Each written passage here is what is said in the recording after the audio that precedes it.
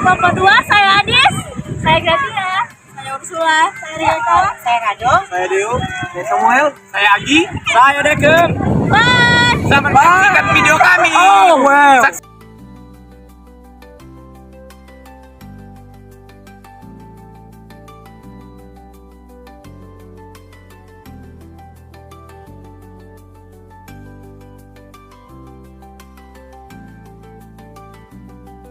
Saya sebagai pewawancara kali ini akan menanyakan kepada kakak di sebelah saya. Kakak atas nama siapa? Nama saya Nina. Saya ingin bertanya nih kak tentang bagaimana sih cara jalur-jalur masuk agama Islam ke daerah-daerah di Indonesia. Apa saja yang kakak ketahui? Nah, kalau yang saya ketahui itu hanya kayak Islam masuk ke Sumatera Utara aja ya, Bang. Karena cuman saya tahunya itu di situ doang. Kayak agama Islam itu masuk ke Sumatera Utara itu karena kayak udah ngomong itu ada peperangan antara kerajaan yang ada di Sumatera Utara dengan kerajaan yang ada di Aceh, Pak. Jadi ketika kerajaan di Aceh yaitu kerajaan Iskandar Muda mengalahkan kerajaan yang ada di Sumatera Utara yaitu kerajaan Arab. Nah, Laksamana dari kerajaan Aceh yaitu Laksamana Goca Pahlawan sekaligus sultan pertama di sana itu menetap di sini dan membangun di sana di sini. Jadi dari situlah munculnya agama Islam yang ada di Sumatera Utara.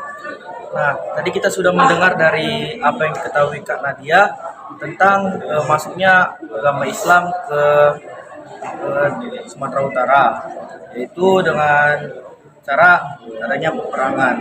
Terima kasih ya Kak atas pengetahuannya. Nah Kak, tadi kita kan sudah tahu nih apa saja yang mengakibatkan agama Islam masuk di Sumatera Utara.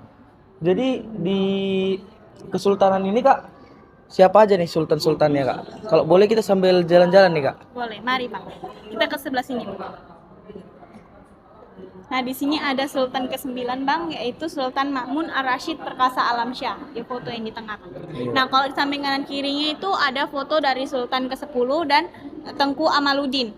Ini adalah foto Sultan ke-10 yaitu Sultan Amaluddin Al-Sani Perkasa Alamsyah. Nah, kalau di sebelahnya ini Tengku Harun, yaitu satu-satunya Perdana Menteri yang ada di istana ini.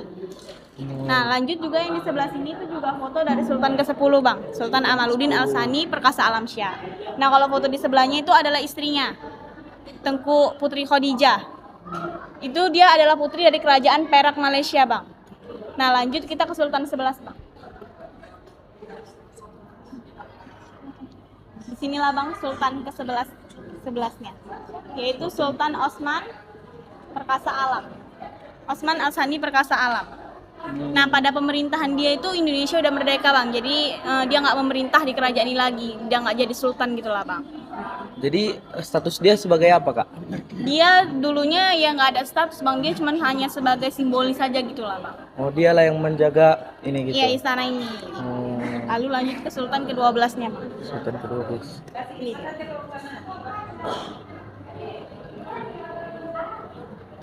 Nah, ini dia Sultan ke-12-nya Bang, yaitu Sultan Azmi Perkasa Alam. Beliau ini dulunya bekerja sebagai anggota DPR RI pada era pemerintahan Presiden Soeharto. Nah, lanjut ke Sultan ke-13-nya Bang. Ada Sultan Otsman Perkasa Alam. Nah, beliau ini dulunya adalah anggota TNI RI yang wafat pada 21 Juli 2005 karena kecelakaan pesawat di Bandara Maliku Saleh, Aceh. Nah, lanjut ke Sultan yang di tengah ini Bang, foto besar ini. Ini adalah beliau adalah Sultan ke-14 di istana ini. Namanya itu Sultan Mahmud Lamanjiji Perkasa Alam. Beliau ini diangkat menjadi Sultan Delhi yang di umurnya ke-7 tahun. 7 tahun. Karena wafatnya sang ayah itu tadi Sultan ke-13. Berarti sampai sekarang Sultan inilah yang Iya. Dia masih ada, sekarang usianya 25 tahun dan sekarang sedang menempuh pendidikan S2 di Bandung, jurusan Teknik Lingkungan. Begitu ya, Pak. Jadi yang kakak tahu nih Kak, kapan masa kejayaan yang paling besar dari Kesultanan ini? Kalau menurut yang kakak tahu, itu dari Sultan pertama sampai Sultan sekarang ke-14 itu kejayaannya ada di Sultan ke-9, yaitu Sultan Ma'mun Ar-Rasyid Perkasa Alamsyah. Karena pada masa dialah istana ini bisa membangun istana ini Bang. Makanya itulah bukti kejayaan dia waktu itu. Nah, setelah kita mengetahui tadi tentang sultan-sultan nih, nah sekarang saya mau menanya nih Kak tentang pakaian adat dari Kesultanan ini seperti apa identiknya Kak? Nah, kalau identiknya itu ada memang baju Melayu, Bang. Itu perempuan laki-laki tuh bajunya beda nama, Bang. Dia kalau laki-laki itu namanya teluk belanga. Dia Iya. baju untuk laki-laki, baju adat laki-laki itu namanya teluk belanga. Nah, kalau untuk perempuan itu namanya baju kurung. Baju kurung. Iya. Depan ini ada 3 jenis keris, Bang. Iya. Yaitu keris tumbuk lada, keris yang dipegang oleh sultan sehari-hari dia, Bang. Yang dibawa sultan sehari-hari. Nah, kalau untuk keris Indrahati ini adalah keris yang dihadiahkan dari kerajaan lain ketika sedang berkunjung ke istana ini. Nah, kalau untuk keris Bentara itu keris yang dipegang yang selalu dibawa oleh pemimpin pasukan komandan gitu. Kalau ini tempat duduk untuk apa ya Kak? Nah, kalau misalnya kan ada tamu dari sultan datang itu, Bang. Ini kan seperti kegunaan ruangan ini tuh sebagai tempat penyambutan. Jadi kalau misalnya nanti ada tamu sultan datang terus sultan menyambut lalu mereka berbincang-bincang duduknya di sini, Bang. Oh begitu ya Kak. Iya. Jadi yang tadi itu tempat apa Kak? Yang di mana, Bang? Yang di tengah-tengah. Itu Yang iya warna emas. Singgasana ya. Singgasana. Nah, itu namanya Singgasana, Bang. Singgasana. Berarti di sini lah raja duduk gitu Kak. Iya, Bang. Nah, ini namanya Singgasana Sultan, Bang. Jadi yang boleh duduk di sini itu hanya sultan aja gitu. Jadi seperti yang saya bilang tadi, ruangan depan itu kan digunakan sebagai ruangan penyambutan. Iya Kak. Nah, kalau untuk ruangan tengah ini digunakan sebagai ruangan bermusyawarahnya gitu, Bang. Jadi nanti sultan duduk di Singgasana, lalu para petinggi lainnya itu duduknya di sekitar sini lah mereka kayak buat lingkaran gitu. Oh.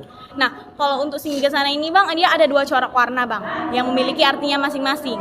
Seperti Apa aja, warna kuning keemasan itu mengartikan kejayaan dan kemakmuran, sedangkan warna hijau itu melambangkan ketuhanan yang Maha Esa. Itu kira-kira di belakang apa aja tuh Kak? Nah, itulah dulu kursi yang dipakai ketika sedang bermusyawarah di sini, mereka duduknya di situ, Bang. Oh begitu. Jadi ini emang sebesar ini Kak istananya dulu atau udah ada diperkecil Kak? Dia kalau diperkecil itu enggak, Bang. Cuman kayak Iya. di sini tuh terdapat 30 ruangan, Bang. 30 Cuman yang dipakai yang boleh dimasuki oleh umum hanya 3 ruangan saja, Bang. Oh. Yang lainnya itu masih digunakan sebagai tempat tinggal sama keluarga sultan. Oh begitu ya Kak. 3 ruangan tadi itu seperti ruangan depan, tengah dan belakang dia, Bang.